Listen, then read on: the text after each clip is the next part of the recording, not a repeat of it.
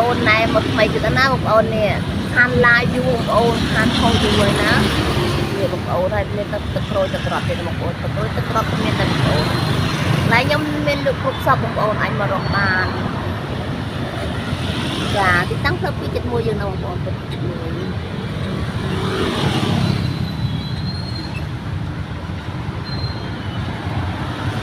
បងប្អូនអាចចង់ស្វែងអីបងប្អូនអាចស្វែងចូលតាម YouTube នេះវាតែ YouTube បានអាចកំងបានបងប្អូន10ថែម1 10ថែម1ណាបងប្អូននេះដែល10ថែម1 10ថែម1លទ្ធផលល្អទាន់ចិត្ត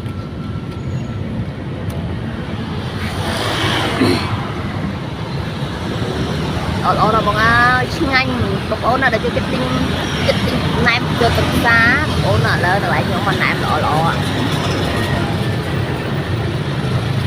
ណែមឆ្ងាញ់រសជាតិពិសេសហ្មងណាមិនជូរមិនប្រៃមិនល្មម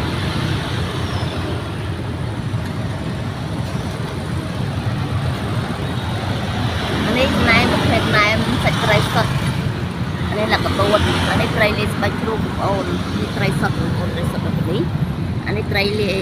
សាច់ត្រីលាយលក្ខសាច់ត្រីលាយស្បែកជ្រូកនេះលក្ខតួរបស់លោកជួយដល់បងប្អូន